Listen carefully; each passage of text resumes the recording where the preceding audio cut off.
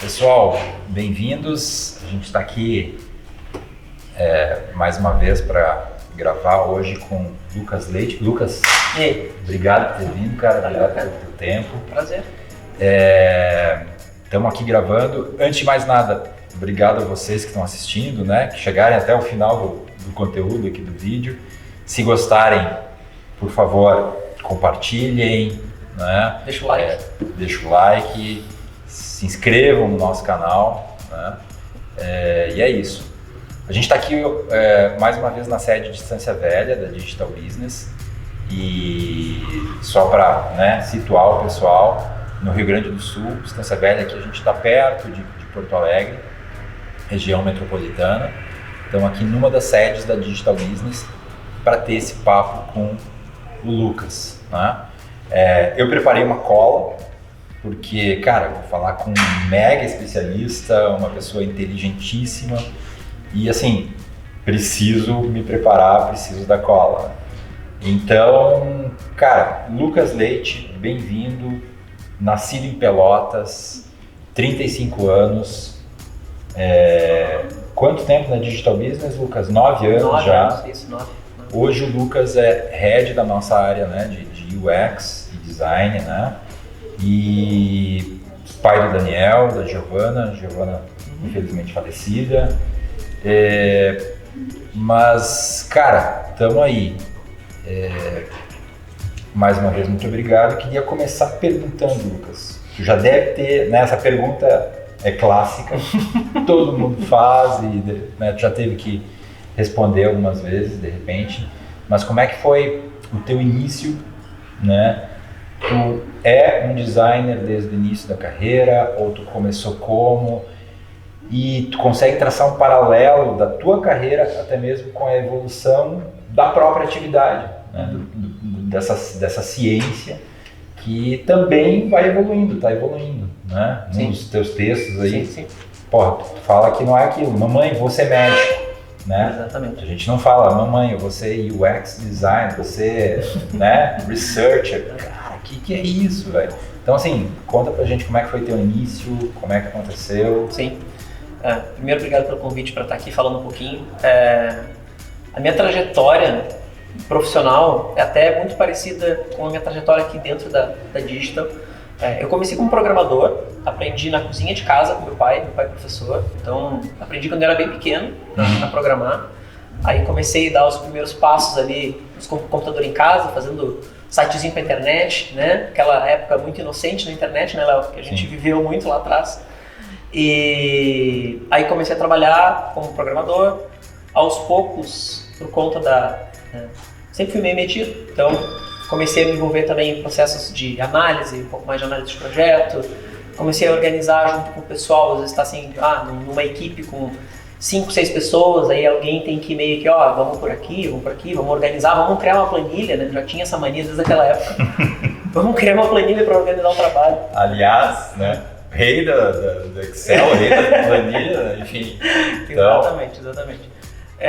E a partir daí fiz a minha evolução profissional de programador para analista para gerente de projetos. Quando eu já estava como gerente de projetos, meio que fiz uma mudança, não vou ter uma mudança de carreira, mas acabei migrando um pouco para essa área de UX, que nessa época nem se chamava UX, era uma área bem nova na época. Isso era 10 anos atrás? 10, 12 anos atrás, e se chamava arquitetura de informação para alguns lugares, era iConcept em outros, né? Não tinha um nome muito no mercado bem fechado para isso. E fui convidado para participar dessa dinâmica, me apaixonei, tive que estudar muito porque era uma área de design, como eu não vim do design, né? Tinha muitos conceitos básicos que eu não tinha, então tive que mergulhar, mas o meu background de programação me ajudou a ter o outro lado da brincadeira, né? Sim. Bem ou mal, o UX é esse misto de várias coisas, assim, de análise, né? Um pouco de conhecimento de programação ajuda, negócios com design, né? Então... E que acontece em outras áreas também, um pouco. Sim. A gente, como tu falaste, né? pessoal um pouco mais antigo, né? Trabalhou em diferentes áreas, fez de tudo e a gente consegue ter essa visão. O cara que vai layoutar, opa, mas peraí, isso aqui não vai funcionar tão bem quando estiver na outra ponta e tal. E Exatamente. o inverso, né? Enfim. Exatamente. E essa trajetória tem um paralelo bem grande também com a minha trajetória aqui na Digital. Entrei bem numa área bem de programação, na época junto com a RCA, mas já na época também já trabalhando um pouco como gerente de projetos, então programação, análise, gerente de projetos, um perfil meio híbrido. Mas desde o início o Ricardo já tinha me convidado para a gente montar uma empresa especializada na parte de UX, porque ele conhecia dessa minha skill. E a gente montou a La República, que era a empresa especializada aqui dentro do grupo na parte de UX, então me desenvolvi assim dessa maneira, montei equipe, e aí a gente, depois dessa fusão aqui das empresas, desse merge que a gente fez, sou responsável por essa vertical aqui dentro. Então tem um pouco a ver também com a minha trajetória, com a trajetória da própria Digital, né, em ser de repente uma empresa que no início era mais focada só em programação, e depois foi também para um lado, adquiriu essas outras competências, tanto na parte de design, quanto de vídeo, quanto de UX, tem bastante a ver. Então esse foi um pouco o gatilho da coisa. Na realidade, o gatilho da coisa veio bem antes. A gente trabalhava numa outra empresa e eu já era gerente de projetos, já trabalhava com algumas coisas. E um gestor na época, um grande amigo, que era responsável por essa área, por essa vertical dentro dessa outra empresa, ele me convidou para mudar de área, basicamente, mudar de vertical. Eu estava na vertical só de tecnologia e tinha essa vertical de design, arquitetura da informação, iConcept, eu nem lembro como é que a gente chamava, porque era essa vertical de UX. E ele, por ter visto essa minha capacidade, principalmente mais analítica e de gestão, ele me convidou mesmo sem eu saber nada de design. Lucas, vem me ajudar aqui a montar essa área, a coordenar essa área. Tinha vários projetos na época de UX específicos, então eu migrei de área a convite dele.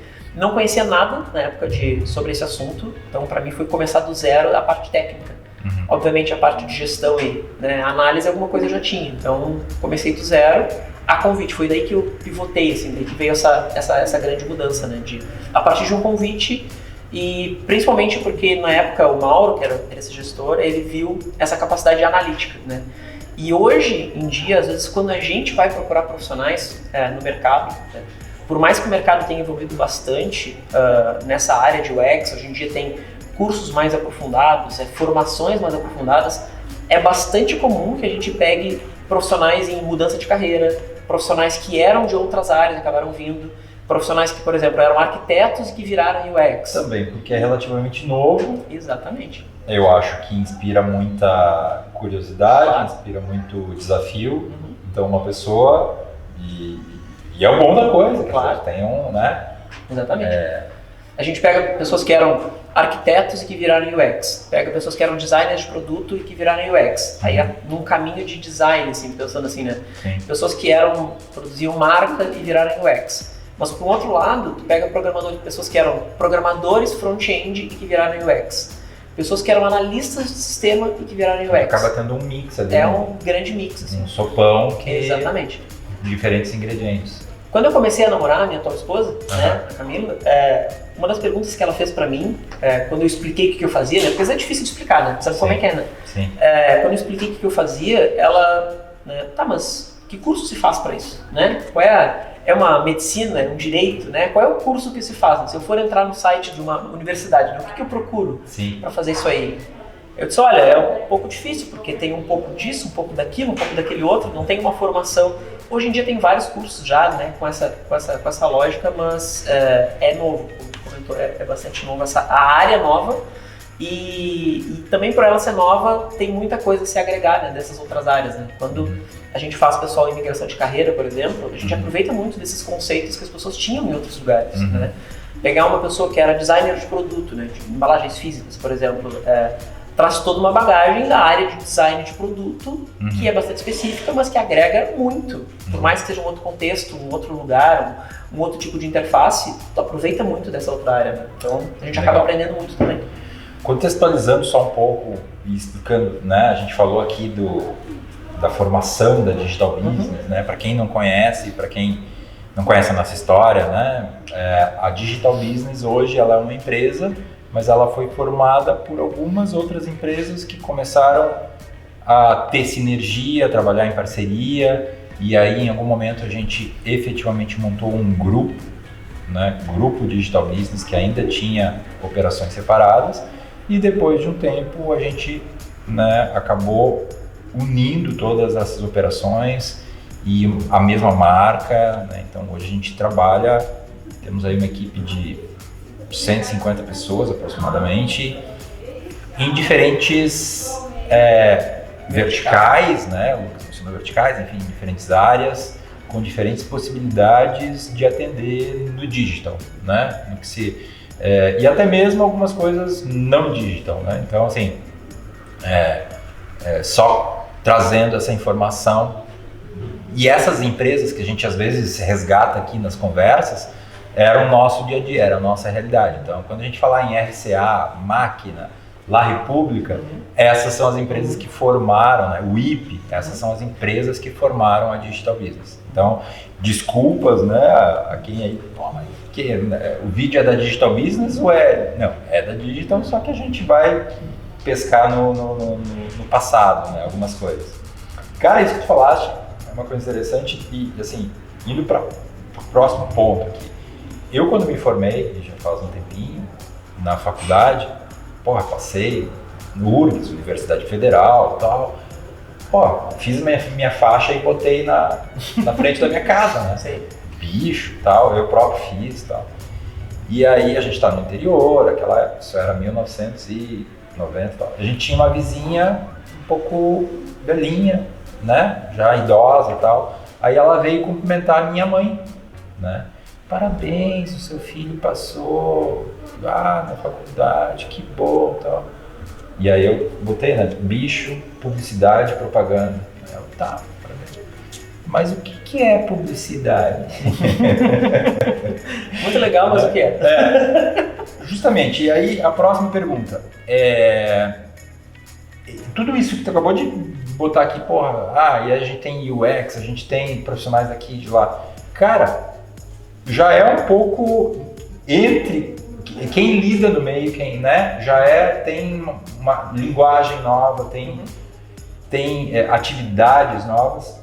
Acontece muito, ou acontece de vocês explicarem o que vocês fazem, o que vocês são para os clientes, as empresas sabem o que estão comprando hoje em dia, ou existe um processo de, né, explicar o que vai acontecer, o porquê da coisa, como é que é isso para os clientes? Olha, Léo, o mercado evoluiu muito nos últimos anos, e por conta de vários motivos, né, a própria popularização de alguns hardwares como celulares, coisas assim, acabou fazendo com que muitas empresas acelerassem processos de transformação digital, de se digitalizarem. Então, muitas empresas que tinham áreas digitais menores acabaram expandindo muito rápido. E isso fez com que essas, entre aspas, novas disciplinas, coisas assim, se tornassem mais conhecidas, né? Então, se for falar quando eu comecei, ou quando essa área começou, que eu te comentei, lá atrás a gente tinha começado super do básico, assim, olha, isso aqui é o beabá, sabe, tipo, volta pra prancheta, deixa eu te explicar um conceito básico para poder te explicar o que vai fazer depois. Então, hoje não mais tanto. Hoje não mais tanto. A gente já vê alguns clientes e algumas empresas com mais maturidade, né, em relação ao que é UX, sabem um pouco mais do que estão comprando. Obviamente, por conta de ser uma coisa ainda um pouco nova, né, parte do nosso papel às vezes não é nem só ensinar o que é o UX, o que é a experiência do usuário para o cliente.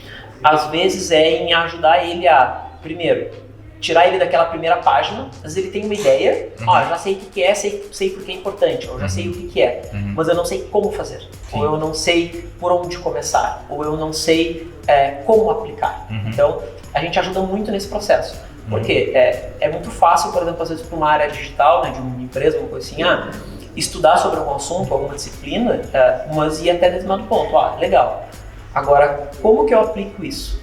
Existem centenas de metodologias de UX que podem ser aplicadas. Centenas. Tu pode fazer um projeto de UX de muitas maneiras diferentes. Então, que método escolher? Como que eu aplico? Por onde eu começo, sabe? Então, a gente vê uma maturidade maior já, inicialmente, em entender a importância, o que já é um grande passo inicial, sabe? Antes a gente tinha que voltar atrás, assim tipo, por que é importante? Por quê? Então, hoje a gente já vê empresas com essa maturidade um pouco maior relacionada a isso. E a gente ajuda muito também nesse processo de escolher que caminhos tomar, porque os caminhos são diversos, né? E a gente acaba, pela nossa experiência, por a gente ter mais maturidade em alguns processos desses, às vezes algum cliente vem com uma ideia, eu pensei em usar tal método. Aí eu disse, olha, legal, dá para fazer, mas esse método, ele serve para essa situação e com esse contexto. Se tu quer fazer, a gente pode fazer, mas o ideal nesse teu cenário seria fazer esse outro, por exemplo. Então, esse tipo de maturidade, obviamente, leva muito mais tempo e é muito mais técnico, né? Entra muito mais no detalhe. Mas a gente já vê hoje no mercado uma maturidade bem maior em relação a ferramentas, em relação a... Antigamente, para você fazer um projeto de UX, né, de design, algumas coisas assim, alguns clientes eram bastante limitados em relação a que ferramentas a gente poderia utilizar. Não, eu quero usar essa daqui, a gente tinha que voltar um passo atrás. Não, é legal usar essa outra por causa disso. Então, hoje em dia já está bem mais evoluído em relação a isso. Mas, naturalmente, existem várias escalas de maturidade. Então, tem situações, tem clientes que a gente vamos dar um passo atrás, vamos conversar um pouco mais, deixa eu explicar um pouco mais disso. Eu, pessoalmente, gosto de, sempre que eu vou dar algum contexto inicial para algum cliente, eu gosto de começar bem do básico, bem no modo bem tutorial, como o pessoal diz, né? Porque eu gosto que as pessoas entendam o conceito da coisa. Por que eu estou fazendo uma entrevista com usuários, por exemplo? Não é só porque entrevista com usuário, é óbvio que vai ser importante, é óbvio que vai ser legal, mas por quê? Qual é o objetivo por trás disso, sabe? Por que eu vou olhar o Google Analytics, por exemplo? Qual é o objetivo por trás disso? Então, não só marcar isso como um item do checklist de métodos e coisas que podem ser feitas, mas entender o porquê das coisas. Porque entender o porquê das coisas faz com que tu interprete melhor os dados e interprete melhor os resultados. Então, é mais ou menos esse caminho. Legal. Cara, a gente tem uma cola aqui, né? Eu tenho um roteiro, mas à medida que a gente vai conversando, surgem algumas... eu tento muitas vezes me colocar no lado de um empresário ou de um cliente. E já que mencionaste ferramentas, tá? E agora, pensando como cliente, quando eu vou contratar esse serviço, quando eu quero esse serviço, como é que funciona, tanto na Digital Business ou em outras empresas, no mercado geral?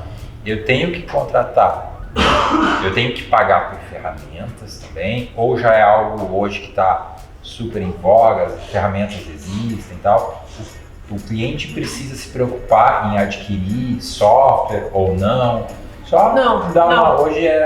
Hoje em dia isso melhorou muito nos últimos anos. É uma coisa que quando a gente começou lá atrás era um problema talvez até um pouco maior, relacionado a seja questão de licenciamento, que ferramenta escolher, ou essa ferramenta só funciona no Mac, ou essa só funciona no Windows. Hoje em dia, nos últimos, 3, 4 anos, isso melhorou muito. Ou seja, não é uma preocupação que a empresa precisa ter. Até porque, assim, a imensa maioria dessas ferramentas hoje em dia é na nuvem, então o cliente acessa de qualquer lugar. Sim. A maioria dessas ferramentas tem um licenciamento, dependendo da ferramenta que vai se utilizar, tem um licenciamento barato, não é extremamente caro. E muitas vezes você não precisa de uma determinada ferramenta por muito tempo. Vou dar um exemplo para ti, Léo. Tem uma ferramenta que a gente utiliza chamada Hotjar, que é uma ferramenta muito legal é uma análise que a gente chama de análise de mapa de calor e gravações. Por exemplo, vou dar um exemplo do site da Digital Business. Vamos supor que a gente instalou o Hotjar no site da Digital Business e a gente vai fazer uma análise durante 60 dias. Sabe? Durante 60 dias a gente vai lá. Boa, a gente tem que fazer. Podemos fazer, é casa de ferreiro, né? Mas imagina que a gente instala lá. O que essa ferramenta vai dar de insight para nós, de informações para nós? Primeiramente, quais são as áreas mais clicadas do site? Então ele monta um mapa de calor, que nem aquele que a gente vê no futebol, sabe? Das posições do jogador. Sim. Aqui é mais clicado, aqui é menos clicado. Você consegue fazer recortes em relação a se a pessoa está no desktop ou está no mobile. Então, no mobile funciona assim, no desktop funciona assim. Então, a partir daí você consegue fazer primeiras análises. Essa área está sendo pouco clicada. Sim. Ou, às vezes, usuários clicam em áreas que não deveriam ser clicadas. E isso, às vezes, é um indicativo. Por que o cara está clicando aqui? Será que ele acha que isso aqui é clicável? Então, daqui a pouco tem um problema na construção do que foi feito. Sim. Além disso, essa ferramenta permite que a gente assista gravações. O que ele faz? A partir de uma amostragem de usuários, ele grava a tela do usuário que está navegando, obviamente só daquele site. Então a gente vê o mouse da pessoa descendo, clicou aqui, aí ela vai lá em cima, desce, né? Então a gente consegue assistir uma pessoa navegando. Tu usa essa ferramenta durante algum tempo, não precisa adquirir, tu, né, vai pagar pelo uso e tal, e depois vida que segue. Exatamente, você pode fazer uma análise e reportar dali. Beleza. Antes da gente prosseguir aqui, o Léo Castro, que está aqui, né, operando aqui, está me fazendo sinal para a gente dar uma parada, ele tem que resolver um problema técnico aqui. Léo Castro, obrigado já, tá, de antemão, mas voltamos daqui a pouco. Então, pessoal, continuando aqui, a gente estava tendo papo com o Lucas Leite, head aqui da equipe de UX da Digital Business. E indo para a próxima pergunta aqui, era o seguinte, Lucas. Na maioria das vezes, ou como é que acontece, qual é o gatilho para a empresa ou para o cliente? Como é que ele detecta? Tudo bem, eu quero melhorar, sempre existe processo de melhoria, né? Digamos, eu já tenho um website, eu tenho outras aplicações, mas o que é que leva uma empresa a procurar esse tipo, né, de serviço? É reclamação do público, é o site com vendas baixas, de repente ele começa, né? Ou é alguém dentro da empresa que leu alguma coisa e tal. E aí, nesses casos, muitas vezes, acredito eu, que o problema não é evidente, né? A gente não sabe exatamente qual é esse problema. Sendo assim, existe sempre esse processo de construção conjunto do tipo, ok, primeira coisa, vamos descobrir em conjunto qual é ou quais são os problemas, né? É por aí, e quais são os motivos que vocês ouvem dos clientes, né, por ter vindo até a Digital Business? Como eu te comentei, Léo, existem vários níveis de maturidade. Então, tem clientes que já têm, de repente, uma área de dados, ou já fazem algum trabalho de performance, por exemplo, que conseguem identificar, a partir dos seus dados, a partir das suas informações, determinados gatilhos, né? Tipo assim, estamos tendo pouca conversão em tal etapa, ou estamos tendo pouca conversão em determinado dispositivo. Por exemplo, alguns clientes às vezes nos procuram, nossa conversão no mobile está baixa, entendeu? Então, e tecnicamente a gente não tem nenhum problema, não tem nenhum bug. Então, existe algum problema, né, um pouco conceitual, mais um pouco mais subjetivo. Então, precisamos investigar, por exemplo, a nossa experiência mobile. A gente já fez alguns projetos assim, por exemplo. Mas tem vários tipos de gatilho. Por exemplo, às vezes o saque é uma excelente fonte de dados, porque quando o usuário tem um problema, muitas vezes numa venda ou em alguma coisa assim, ele acaba estourando no saque o problema. Então, relatórios de saque, relatórios de reclamação, Reclame Aqui, por exemplo, são uma fonte que inclusive a gente usa, são usuários internos que a gente entrevista, são fontes que a gente usa para poder entender o que está acontecendo que está meio invisível, né? Por exemplo, está tendo muita devolução do nosso produto porque as pessoas não estão entendendo, ou recebem produto e o produto é maior que elas imaginam, ou recebem produto e o produto é menor que elas imaginam. Cara, só um pouquinho. Como que a pessoa está comprando o produto e não está claro para ela o tamanho? Sim. Vamos investigar, de repente, se lá na página do produto essa informação está clara, e aí às vezes quando tu vai olhar as causas, tu vê assim, não está tão claro aqui.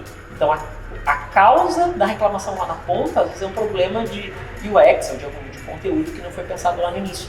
Então, são diversos tipos de fagulha, com taxas de conversão baixas ou taxas de conversão fora do ideal. E às vezes quando eu digo fora do ideal, às vezes a taxa de conversão não é necessariamente baixa, mas ela é baixa para um público. Por exemplo, tem um cliente nosso que ele vende para um determinado público e ele gostaria de vender para um outro. Então a conversão dele nesse outro público-alvo é baixa, então ele quer aumentar nesse outro público-alvo. Então é um tipo de estudo que pode ser feito. Ou então reclamações, meu produto tem muita reclamação, tem muito feedback negativo, ou uma própria análise interna que é feita em relação a isso. Ou, como tu comentou sobre melhoria contínua, às vezes o cliente tem o seu produto, o seu site, o seu sistema, quer evoluir para uma nova versão, novas funcionalidades, mas antes disso ele quer, dessa vez eu vou fazer um processo de UX, ou eu quero continuar um processo de UX que foi começado lá atrás. Então, tem diversos tipos de fagulha. A principal gatilho que a gente normalmente pede para o cliente é tenta identificar, a partir de feedback do teu usuário, aonde está doendo. E esse feedback pode vir de várias maneiras. Como tu comentou, a partir do saque, pode ser o feedback a partir de dados. O usuário não está falando, mas ele está se comportando de determinada maneira. E esse comportamento dele, de certa maneira, é um feedback. Se a gente tem um cliente que a gente atende, que quando a gente foi analisar os dados deles, por exemplo, a gente viu que tinha uma seção do site que tinha muito acesso mesmo, mas que quando a gente acessava essa página, o conteúdo que tinha nessa página, ele não condizia com o que a página aparentava ter. Imagina assim, a página tem um título, ou tem um endereço, ou quando tu pesquisa alguma coisa no Google, aparentemente ela vai ter um conteúdo, e aí quando tu entra, ela tem outro conteúdo. Quando a gente analisou essa página específica, a gente viu, olha, essa página tem muito acesso, mas ela tem uma rejeição altíssima. Ela tem, sei lá, 90%, 95% das pessoas que entram nessa página rejeitam. Sim, então, porque não era o que a pessoa esperava. Exatamente. Então, aí já foi uma fagulha, tipo assim, ó, tem algo errado aqui. Sim. Né? Algo de... Essa página tem muito acesso, legal, ela é importante. Talvez não, ou talvez o conteúdo dela não esteja certo. E aí tu começa a entender para quem que ela servia, assim vai. Isso, né? Pelo que eu pude entender, enfim, né? Os dados são tanto o motivo como também são a fonte onde, em conjunto, também vai se ver o resultado do trabalho. Exatamente. Quer dizer, a empresa, né, o cliente, fizemos o trabalho, depois de X meses ele já começa a ver esses resultados, ou semanas, ou enfim. Sim. É algo, isso vocês veem frequentemente, isso é comum, assim, essa... Tem várias formas de medir essa, como é que eu vou te dizer, O sucesso. O sucesso de um projeto assim. Depende muito do tipo de projeto e depende muito dos objetivos que esse projeto quer alcançar. Sim. Porque o processo de UX, ele é um processo consultivo, colaborativo e a partir de você tentar resolver hipóteses. Então tu cria uma hipótese e tu cria uma solução para aquela hipótese. Sim. Só que, como qualquer solução para qualquer hipótese, ela é baseada em teste, ela é baseada de certa forma, numa crença que está sendo estabelecida ali. Pode ser que algumas decisões que foram tomadas, alguns caminhos que foram tomados, por N motivos, não deem resultado exatamente adequado. E é por isso que é legal um trabalho colaborativo e contínuo de UX que vai calibrando isso. Vamos por aqui, e assim vai. Por exemplo, se um projeto tem o objetivo de aumentar taxas de conversão, por exemplo, você pode medir que ele teve sucesso na etapa de UX, aumentando a taxa de conversão? Pode.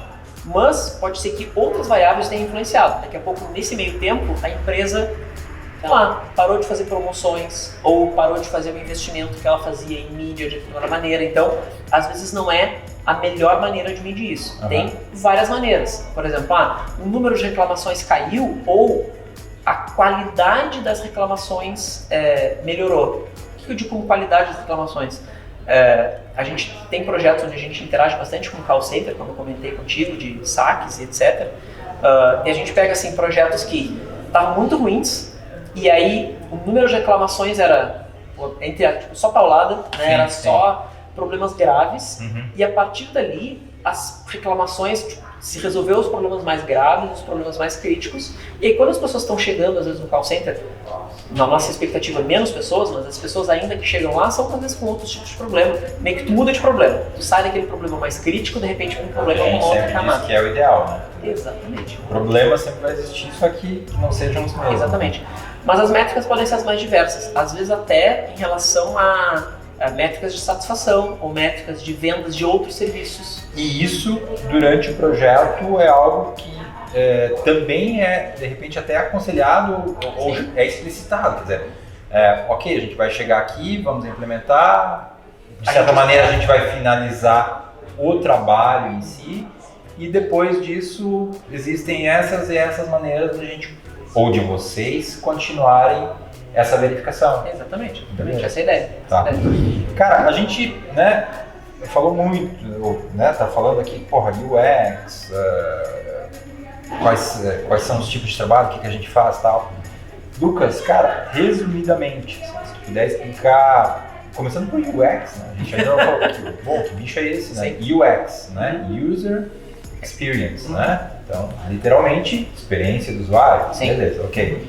Quais são as fases, o que vocês fazem e é necessário sempre que todas essas fases sejam percorridas ou não?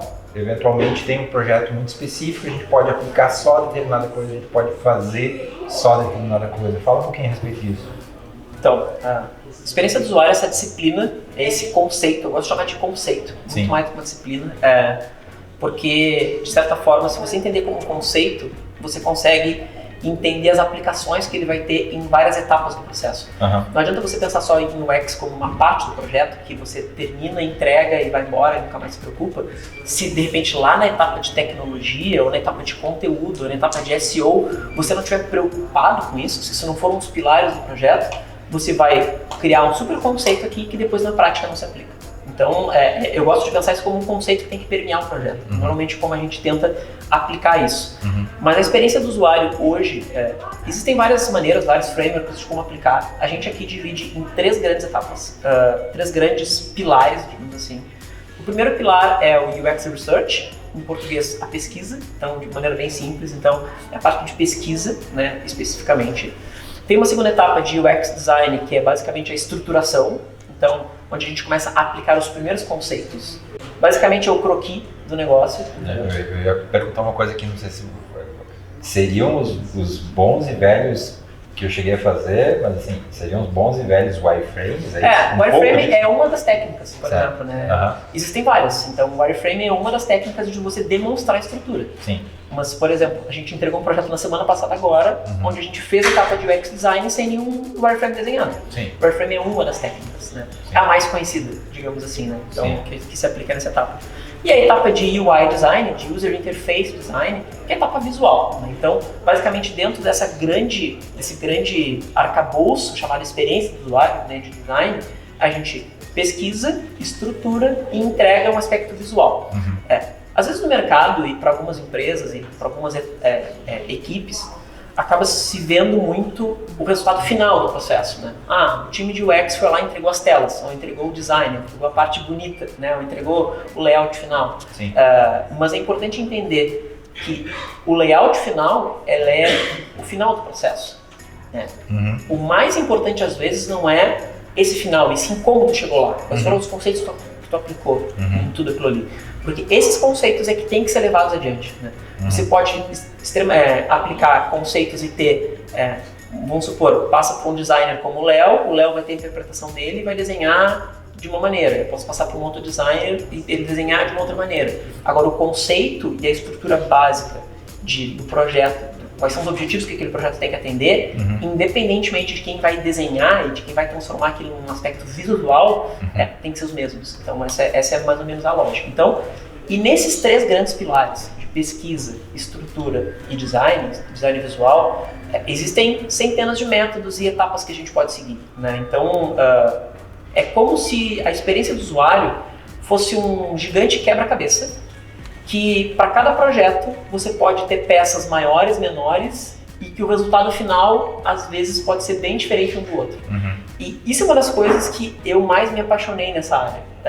Eu sou um cara que gosta de desafios, gosto de coisas diferentes, e nesse tempo todo que eu trabalho com isso, eu já trabalhei em projetos que são tão diferentes entre si, mesmo dentro de uma mesma área, e cada projeto tu pode aplicar métodos diferentes, às vezes o mesmo método, mas de uma outra forma, porque varia muito de acordo com o contexto que você está aplicando.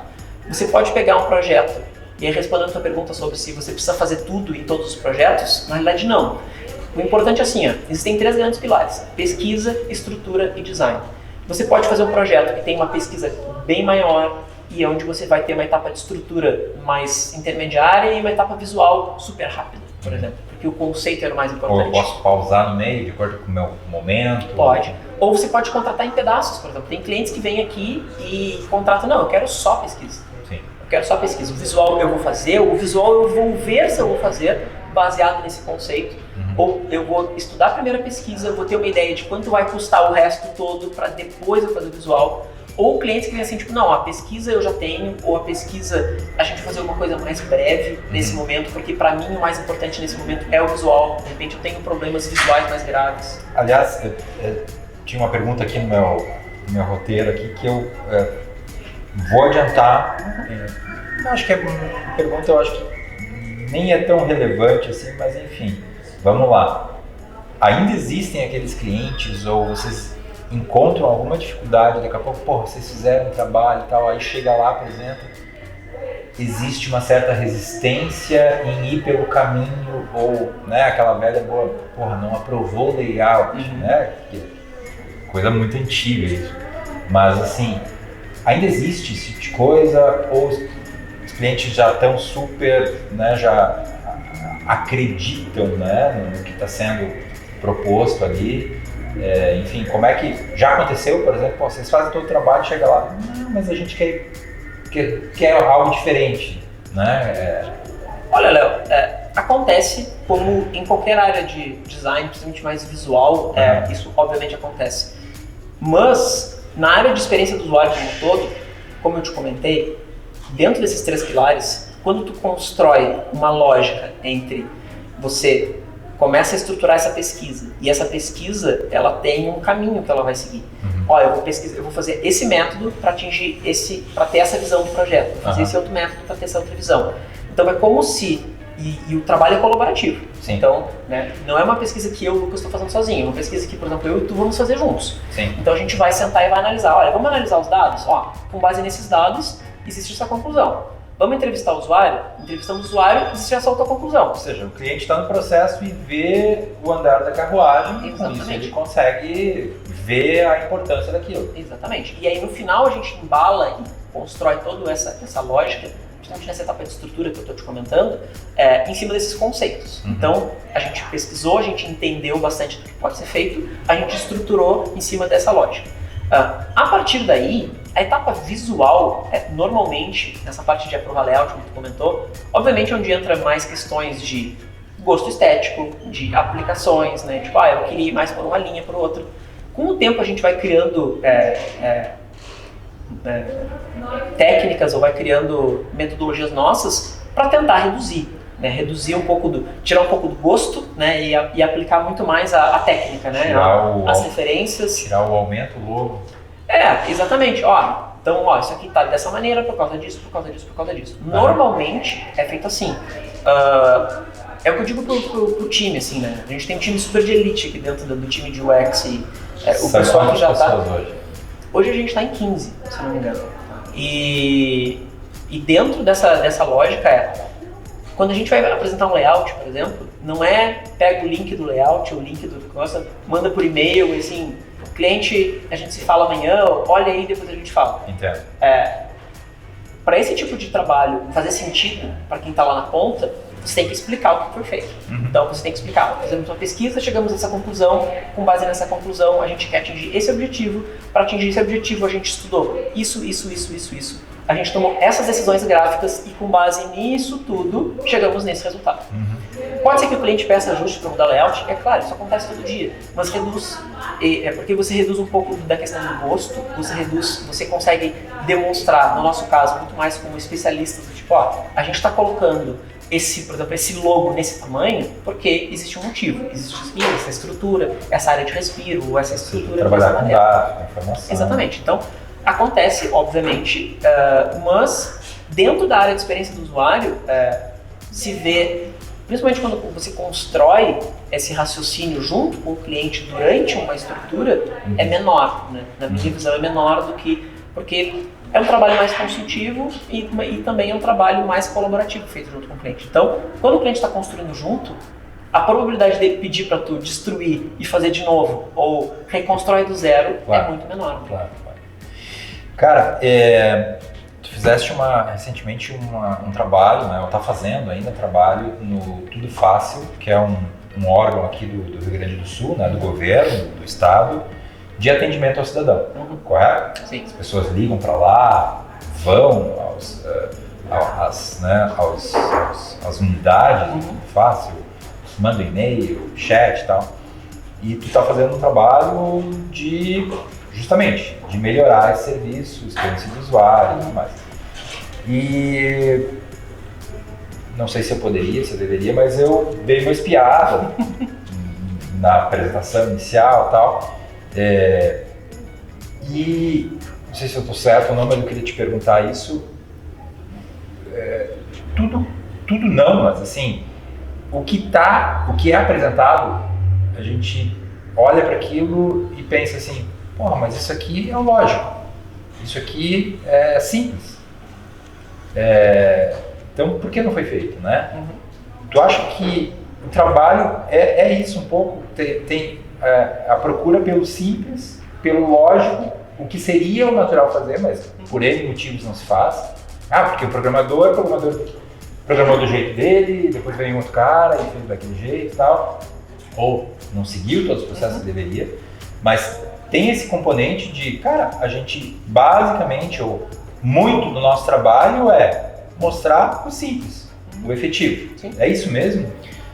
Eu fico feliz que você tenha olhado o material e tenha achado que era óbvio, porque o grande objetivo é esse. Na realidade, quando a gente constrói um projeto, quanto mais óbvio e natural ele parecer, principalmente para o público-alvo, né? Então, assim, talvez o que seja óbvio para mim pode não ser óbvio para o público-alvo que vai utilizar aquele outro produto. E aí é onde entra a experiência do usuário, né? É fazer o produto voltado para aquele usuário, o viés daquele usuário, é onde entra o grande segredo. Um exemplo, só tentando, né? Eu cheguei lá no slide onde vocês colocaram, tu colocaste, bom, provavelmente eu esteja lidando com um público um pouco mais idoso ou, né, público de diferentes, sei lá, cidades, tal, daqui a pouco pessoas com deficiência visual. Então, porra, eu vou botar telas, de repente, mostrando como talvez as pessoas enxergam, e não só como, né, eu enxergo, mas assim, trazendo essa visão para quem... e aí tu olha aqui, pô, mas é lógico, né? A pessoa não está enxergando o que eu enxergo, né?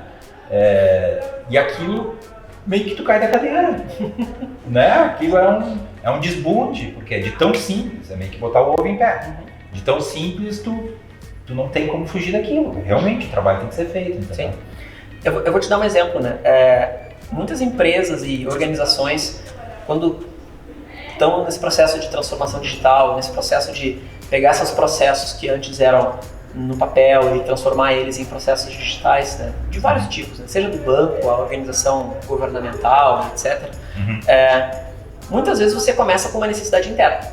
Você pega um processo que você tenha e você tem que transformar ele em algo digital, por exemplo.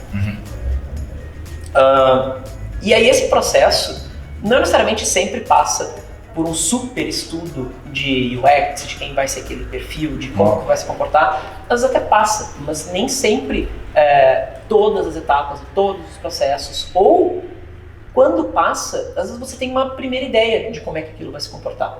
Mesmo quando você faça um processo de UX, quando você está construindo algo totalmente do zero, você tem suposições sobre o usuário, você ainda não tem certezas. A gente estava falando de dados. Ou seja, tem muito de make and adjust. Claro. Tu faz, volta, vê se funciona. E assim. A gente está falando de dados, né? Como é que eu vou fazer uma análise de dados em cima de um site ou de um aplicativo que não existe ainda? Sim. A única coisa que eu posso fazer é criar suposições. Olha, com base nesse perfil de usuário que a gente deseja atender, esse perfil de usuário normalmente se comporta desta maneira, então com base nessa suposição vamos fazer desta maneira. Porque você não tem dados ainda. Você pode pegar dados de mercado, de como esse tipo de usuário se comporta em outros locais, o que já dá um baita guia, entendeu? Mas você não tem certezas ainda relacionadas a isso. Mas, em casos de sistemas, assim, pegando sistemas de, nesse caso, por exemplo, Tudo Fácil, que são sistemas voltados ao cidadão, por exemplo, imagina que você tem que transformar um processo que tem, vou dar um exemplo, um formulário com 10 campos, tá vendo? Pensar um formulário com 10 campos. Para uma solicitação de segunda via de qualquer coisa, uma certidão qualquer. Você pode fazer um formulário com 10 campos, com uma tela com 10 campos corridos, ou 5 telas com 2 campos cada uma, ou 2 telas com 5 campos cada.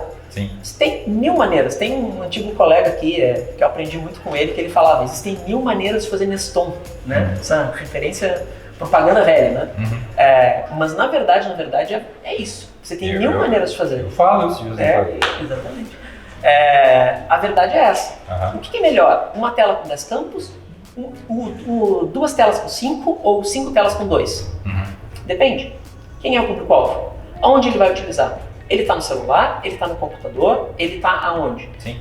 Eu consigo pular etapas caso ele complete. Se ele preencher as 5 primeiras, as outras são obrigatórias, tem 1 milhão de perguntas que você pode fazer para estruturar esse formulário. Então, se alguém na primeira versão desse formulário fez um formulário com os 10 campos em sequência, esse formulário está errado, é difícil de você dizer, tipo, está errado. Né? Por mais que agora, de repente, olhando sobre uma outra ótica, você pense assim, mas olha só, esse formulário ele é acessado pelo celular. Normalmente interfaces de celular procuram ter formulários mais curtos. Né? Então é óbvio que tem que ser mais curto. Sim. Agora é óbvio, mas talvez na época quando foi feito, não foi feito sendo pensado em usar pelo celular, por exemplo. Ou, agora, é óbvio que esse campo tem que ser grande porque as pessoas que solicitam esse tipo de certidão têm uma idade mais avançada. Tá, mas isso tu sabe agora? De repente tu não tinha essa visão quando tu construiu o formulário da primeira vez que estava sendo digitalizado o processo. Então, que bom que parece óbvio, porque o grande objetivo é que pareça óbvio. Mas o óbvio, engenheiro de obra pronta, às vezes é muito fácil.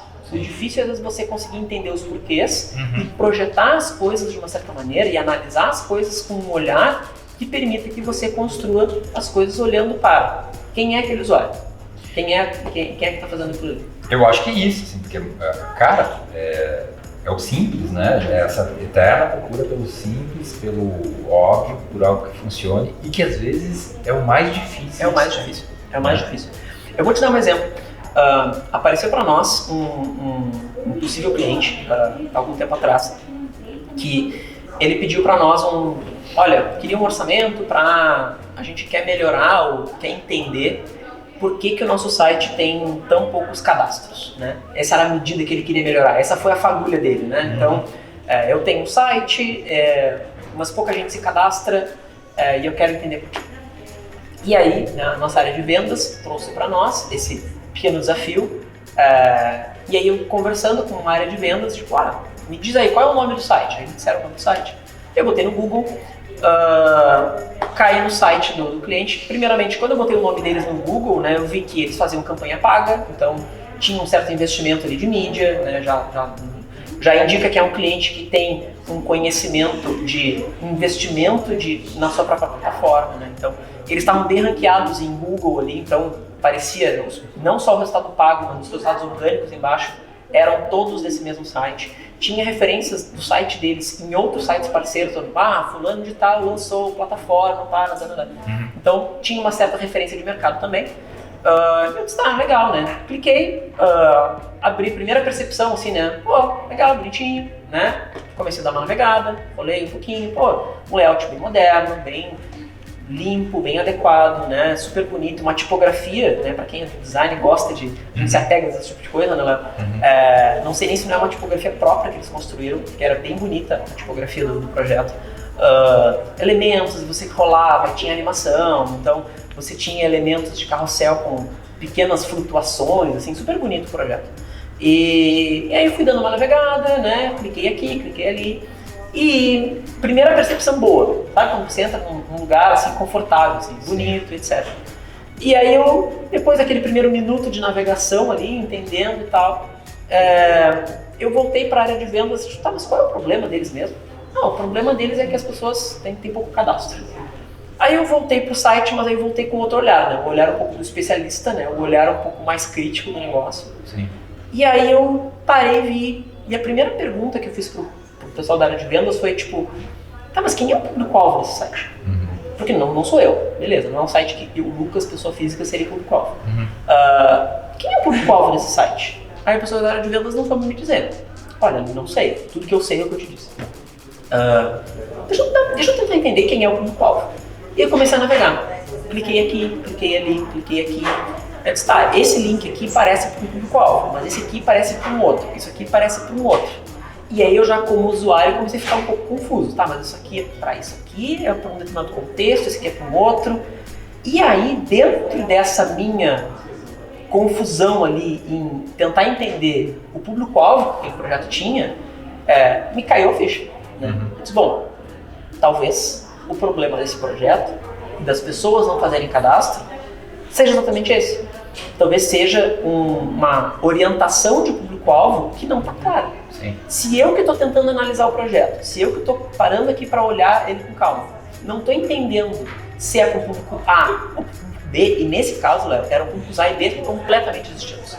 Não é um público que é interseccionado, eram públicos totalmente diferentes. Talvez as pessoas do público A não estejam se cadastrando porque não veem que é para elas. E as pessoas do público B não estão se cadastrando porque não veem que também é para elas. Sim. Então, talvez parte do problema esteja aí. E aquilo me acendeu uma fagulha muito grande, assim, porque era um projeto bonito, era um projeto com estética legal, não aparentava ter problemas de usabilidade. Então, tudo que você clicava funcionava, os elementos, testei no celular, funcionava perfeito, não tinha nenhum problema técnico. O projeto, tecnicamente, perfeito, design bonito, bacana, com investimento de mídia, investimento de SEO, mas ainda ficou aquele sentimento do lado do cliente, com aquela fagulha de não estou atingindo os resultados. E aí, essa fagulha, como trouxe pra mim, eu tô assim, cara, na minha visão, primeira visão de 5 minutos nesse projeto aqui, é que existe uma confusão ou uma pouca orientação em relação ao público-alvo. Esse projeto é para A ou para B? Não dá para ser para os dois nesse caso, porque são públicos muito diferentes. Então, talvez o cliente tenha que escolher. Eu quero fazer para A, e se ele for fazer para A, ele tem que esquecer essa parte do B e focar nisso. E aí, muitas vezes, a solução, ou parte da solução, pode estar em coisas sutis. Por exemplo, tu vai lá e muda um texto, de repente, numa página, faz alguma coisa aqui e ali, e a coisa já começa a mudar? Pode ser que sim. Nesse caso específico, eu vejo que assim, uma decisão que foi tomada ou não foi tomada lá no início, e aí quando eu falo de pesquisa, lá no início, sabe? Sobre definir quem é o usuário, quem vai usar o nosso produto.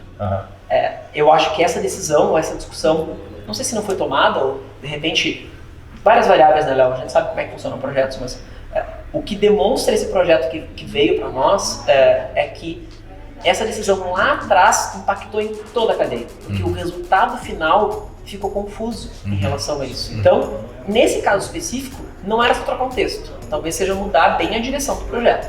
É definir, vai ser para A ou para B. Se vai ser para A, é uma decisão do negócio, voltar para A, então assim, nós vamos esquecer isso que está sendo feito para A, para B, e vamos focar. Se é para A, falta isso. Então, de repente, funcionalidades que foram feitas para um deveriam ser feitas para o outro. Daqui a pouco até tem tu sai da camada ali e vai para uma decisão de negócio, porque daqui a pouco o cara teria que trabalhar com 2 produtos diferentes, alguma coisa assim. Exatamente. Legal. Exatamente. Cara, Lucas, uma última pergunta aqui para não tomar mais o teu tempo, teu precioso tempo aqui. Eu já gostaria de convidar, assim, quem está vendo esse vídeo aqui, cara, liga pro Lucas, tal, manda, né? Entra no nosso site, manda um e-mail, manda um sinal de fumaça, cara, porque vão estar em super boas mãos, Lucas ou toda a equipe, né, que está abaixo dele. Então, assim, tirar dúvidas, ver como é que funciona e tal. Eu gostaria de convidar, assim, porque tem muito disso, às vezes tem que dar um match também, né? Claro. Então, poxa, estou vendo aqui pela conversa que o cara entende mesmo. Uma última pergunta, Lucas. Não só a Digital Business, mas todo o mercado hoje não é mais só o Brasil. Né? Tem outros, Estados Unidos, enfim, empresas que estão em todos os lugares, e os projetos também são para público de todos os lugares. Como é que, cara, quais são os cuidados, assim, tipo, daqui a pouco eu tenho que pensar que diferentes nacionalidades vão acessar o meu site, aquele país não costuma fazer isso, ou outro país, enfim, tem diferentes níveis de maturidade, né, ou de acesso à internet e tal. Quais são os cuidados hoje, assim, ou como é que tem sido essa descoberta, assim, na área? Como eu te comentei, Léo, o processo os projetos de UX, coisa que eu mais gosto neles é que toda hora um quebra-cabeça diferente para montar. Uhum. E são desafios bem diferentes entre si. A gente está fazendo um aplicativo de banco, aí você troca para um aplicativo, para um site, para uma indústria agrícola, aí você troca para um aplicativo para a área de marketing e dali você faz um sistema para alguém da área industrial. São coisas bem diferentes, públicos bem diferentes, então. Voltando aqui então, Lucas, última pergunta, cara. Já tomamos muito teu tempo. Capaz.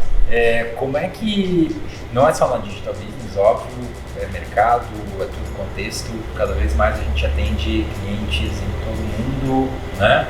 Fala com pessoas ao redor do mundo e, sendo assim, projetos, né, também a gente tem que considerar esse fator, quer dizer, a gente está lidando com pessoas de diferentes países, vai conversar com diferentes países, enfim, tem a cultura, tem o momento de cada região.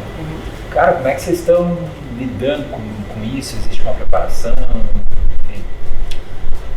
Como eu te comentei, cara, anteriormente, a grande brincadeira dessa parte da experiência do usuário, e aqui, principalmente por conta do modelo que a Digital trabalha aqui, de ter vários tipos de projetos diferentes, toda hora a gente tem que estar mudando a chave. Então, está trabalhando num projeto de um tipo para um determinado tipo de usuário, vira a chave para um outro, vira a chave para um outro, às vezes esses usuários bem diferentes, em contextos bem diferentes.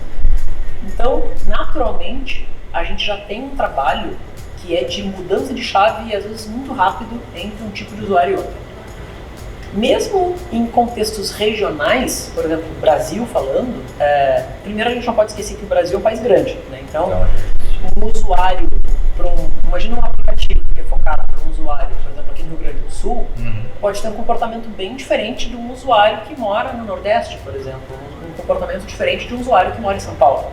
Então, mesmo no contexto regional, local, falando de Brasil, a gente já se preocupa em tentar entender quem é esse usuário, como que ele se comporta e quais são os reflexos disso no projeto.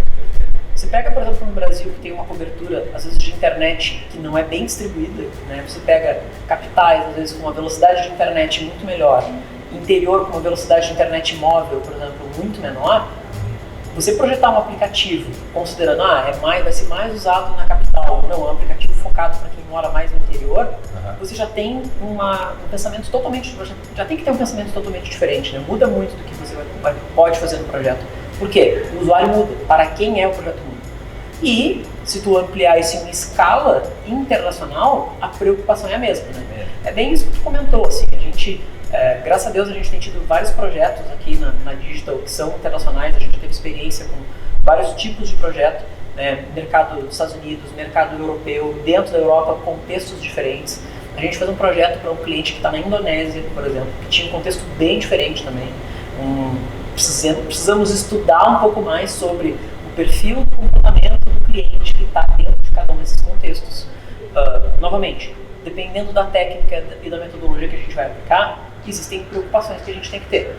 Um dos projetos que a gente fez agora há pouco, com um cliente nos Estados Unidos, por exemplo, a gente aprendeu diversas questões culturais, às vezes até durante o projeto, no momento que a gente foi fazer algumas entrevistas, né? Algumas coisas que nós mapeamos na primeira camada de, estamos entendendo o usuário, então a gente monta uma proto-persona, assim, uma primeira versão de quem é nosso usuário. Então montamos essa primeira versão. A partir das conversas que a gente teve com os usuários e a partir dos feedbacks que a gente foi colhendo deles, a gente foi incrementando algumas dessas percepções e algumas percepções mudando. Por quê? Por conta de questões culturais, a gente até conseguiu identificar, isso aqui é uma coisa que, se fosse no Brasil ou se fosse um usuário brasileiro, né, de repente o comportamento seria diferente. Ou, isso aqui é um perfil, por exemplo, falando nesse caso desse projeto, esse aqui é um perfil bem comum com o usuário americano. Aí fomos atrás de alguns artigos que falam também um pouco sobre diferenças culturais, de tipo de usuário, para poder embasar também esse nosso ponto de vista. Mas sim, novamente, independentemente de se é um projeto internacional ou nacional, a primeira pergunta é a clássica: quem é o usuário? Para quem vai ser? Então, de certa maneira, tornar isso para uma escala um pouco maior. Exatamente. E, eventualmente, acredito que haja também, que existam mudanças dentro do próprio time tentando se adequar para aquilo. Sim. daqui a pouco trabalhar com alguém de fora também, né? Enfim, ter ali alguma relação para ter essa pessoa na equipe, para contribuir de alguma maneira. Acredito que possa haver esse tipo de movimento também. Né? Exatamente. E o que a gente nota muitas vezes de diferenças entre você tratar com usuários, vou dar um contexto mais Brasil, né?